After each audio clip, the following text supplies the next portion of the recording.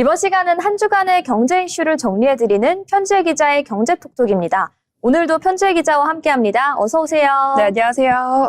네, 이번 주 경제톡톡, 요즘 사람들의 선택이 어떻게 달라지고 있는지 중심으로 준비를 해보았는데요.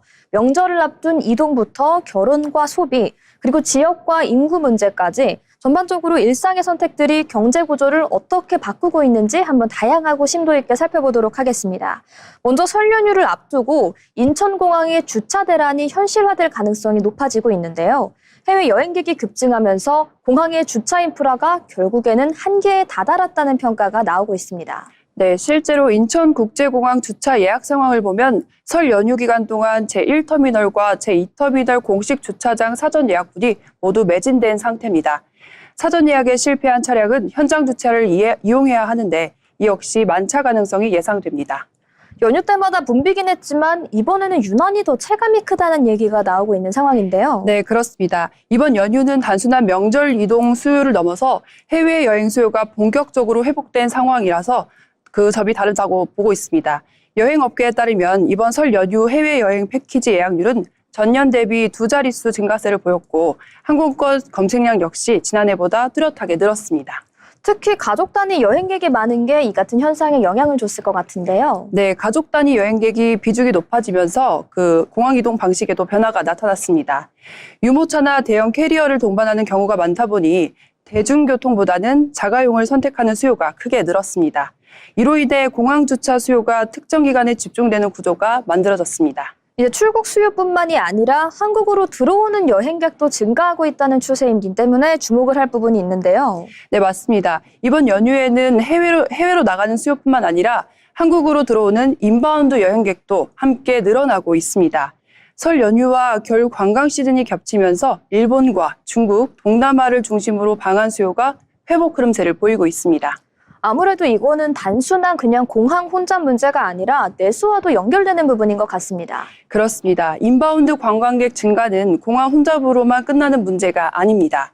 숙박과 음식점, 쇼핑, 교통까지 연쇄적인 소비로 이어집니다.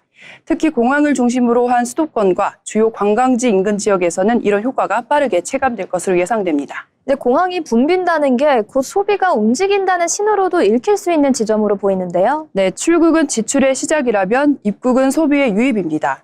인바운드 수요가 늘어날수록 국내 숙박업과 외식업, 면세점과 유통업 전반에는 긍정적인 영향을 미칠 수 있습니다. 그래서 공항 혼잡은 불편이기도 하지만 동시에 내수 회복의 신호로도 해석됩니다. 여기에 항공사의 구조 변화와 관련된 문제도 겹쳐 있는 상황입니다. 네, 맞습니다. 아시아나 운항 편수가 제2터미널로 이동하면서 기존보다 제2터미널 이용객이 늘었습니다. 대한항공과 통합 과정이 진행되는 상황에서 설 연휴 부담까지 겹치면서 이 터미널은 주차뿐만 아니라 출국 동선과 보안 검색, 운영 전반까지 부담이 커지고 있습니다. 이제 결국 이 문제는 단순한 교통 이슈를 넘어선다는 말씀이죠? 네, 그렇습니다. 이번 인천공항 주차 대란은 여행 수요 회복, 항공산업 구조 변화, 그리고 인바운드 관광 회복이 동시에 나타난 결과라고 볼 수 있습니다. 공항이 감당해야 할 역할과 내수가 기대하는 효과가 함께 커지고 있는 상황입니다. 네, 정리해보자면 공항이 이렇게 붐빈다는 것은 이동이 늘었다는 신호이자 소비가 다시 움직이기 시작했다는 신호탄으로도 읽을 수 있을 것 같습니다. 네, 불편 속에서도 지금 공항 풍경은 사람들의 이동과 소비가 동시에 살아나고 있다는 점을 보여주는 상징적인 장면으로 볼 수 있습니다. 네, 이제 다음 톡톡인데요. 이동이 늘어난 명절 풍경 속에서도 또 하나 자주 들리는 이야기가 있습니다. 명절에 친척들이 모이면 결혼은 언제 하냐? 식은 올릴 거냐? 이런 질문들 많이 들어보셨죠? 요즘 젊은 세대에게는 이 같은 질문이 관심이 아닌 부담으로 느껴진다는 발언이 많이 나오고 있습니다. 네, 이런 명절 잔소리로 불리는 질문들 뒤에는 결혼 문화를 바라보는 인식 자체가 바뀐 자체가 자리 잡고 있습니다. 요즘 젊은 세대들은 결혼을 미루거나 포기한다기보다는 결혼식 자체를 간소화하거나 생략하는 선택을 많이 하고 있습니다. 이른바 노웨딩 문화가 하나의 흐름으로 자리 잡고 있는 겁니다. 네, 이러한 배경에는 역시 비용 문제가 크겠죠? 그렇습니다. 한국소비자원 자료를 보면 결혼식 관련 비용 평균 비용이 2천만 원 안팎으로 조사됩니다. 여기에 식대만 따로 봐도 1인당 6만 원을 웃도는 수준입니다. 지역에 따라서는 전체 결혼 비용이 3천만 원을 넘는 경우도 적지 않았습니다. 역시 부담이 좀 큰 금액이네요. 네, 맞습니다. 젊은 세대들 사이에서는 이 비용을 결혼식에 쓰기보다는 전세 보증금이나 주택 마련에 보태는 게 더 실용적이라는 인식이 확산되고 있습니다. 결혼은 하되 보여주는 방식은 최소화하자는 선택입니다. 네, 이런 문제를 해결하기 위해 제도 개선 역시 이뤄지고 있는 상황이죠. 네, 공정거래위원회는 웨딩홀과 결혼준비대행업체, 이른바 스드메 업체에 대해 가격 정보를 계약 전에 공개하자는 제도를 개선했습니다. 기본 패키지 가격뿐만 아니라 추가 옵션, 위약금과 환불 기준까지 사전에 알 수 있게 하겠다는 취지입니다. 그런데 오히려 체감 효과는 크지 않다는 평가도 이어지고 있습니다. 그렇습니다. 제도가 도입됐지만 실제로는 기본 가격만 공개하거나 상담 과정에서 설명하는 경우가 많아 소비자들이 미리 비교하기는 여전히 어렵다는 평이 나오고 있습니다.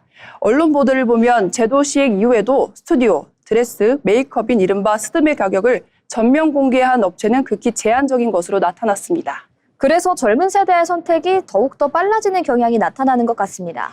맞습니다. 비용은 불투명한데 부담은 크다 보니 차라리 결혼식을 줄이거나 생략하는 게 합리적이라는 판단으로 이어지는 겁니다. 명절이 오가는 결혼 관련 질문들이 공감을 얻지 못하는 이유도 이런 현실과 맞닿아 있다고 볼 수 있습니다. 네, 이렇게 결혼 그리고 모임 관련된 문화가 달라지면서 사람들의 소비 방식 역시 함께 달라지고 있는 추세인데요. 세 번째 톡톡은 술집의 감소 그리고 주류의 소비 방식의 변화입니다. 네, 실제로 서울시 상권 분석 자료를 보면 서울의 호프, 간이주점 수는 최근 몇 년 사이 10% 넘게 줄었습니다. 특히 2030 소비층이 많은 지역에서 감소폭이 컸습니다. 네, 이게 단순히 경기의 영향은 아니라는 분석이 이어지고 있는데요. 그렇습니다. 질병관리청 국민건강 통계를 보면 최근 몇 년간 20대와 30대만이 그 음주율이 감소했고 고위험 음주 비율은 20대에서 처음으로 한 자릿수까지 내려갔습니다. 술을 많이 마시는 문화 자체가 빠르게 약해지고 있는 겁니다. 이제 요즘엔 술에 대한 인식 자체도 많이 달라졌죠. 맞습니다. 소버 큐리어스, 헬시 플레저 같은 흐름이 확산되면서 취하는 것보다 컨디션 관리와 자기 관리를 중시하는 소비가 늘고 있는 겁니다. 노알콜 맥주와 저도수 음료를 선택하는 경우도 많아졌습니다. 네, 이런 변화가 주식시장에도 영향을 주고 있습니다.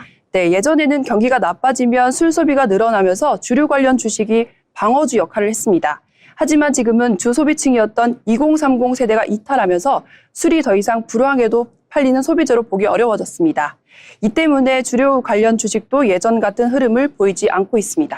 네, 명절 이동 그리고 결혼 관련된 소비 습관의 변화와 더불어서 이제는 주류와 관련된 문화까지 변하고 있는 요즘인데요. 오늘의 마지막 톡톡 바로 인구 소멸 지역 대응책으로 주목받고 있는 농촌 유학 제도입니다.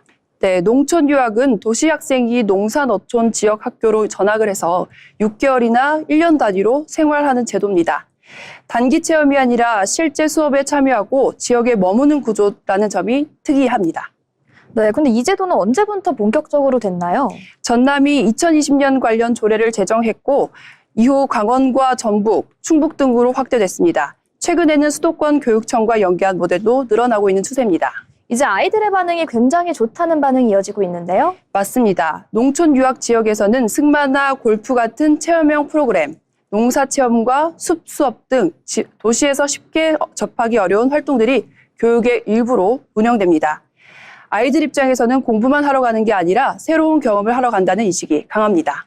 그렇다면 인구 소멸 지역 입장에서는 어떤 의미가 있을까요?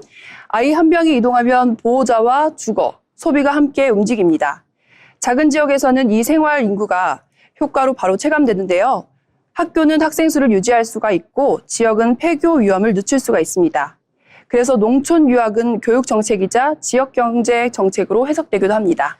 네, 오늘 정리를 해보자면 다뤄봤던 네 가지 톡톡이 결국에는 한 가지 이슈로 이어지는 것 같습니다. 네, 이동이 늘고 삶의 선택이 바뀌고 소비 구조가 변하면서 그 영향이 지역과 인구 문제까지 이어지고 있습니다. 개인의 선택이 꼭 경제 방향을 바꾸고 있다는 점을 보여주는 사례들입니다. 네, 이렇게 오늘의 경제톡톡에서는 다양한 이슈와 함께 소비 변화의 흐름을 따라가 봤는데요. 새해가 시작된 만큼 다양한 변화가 이어지면서 관련된 정책들도 등장하고 있으니까요. 언제나 저희 편기의 기자의 경제톡톡과 함께하면서 이 대한민국 경제의 흐름 제대로 짚어보시길 바랍니다. 지금까지 편지의 기자와 함께한 경제톡톡이었습니다.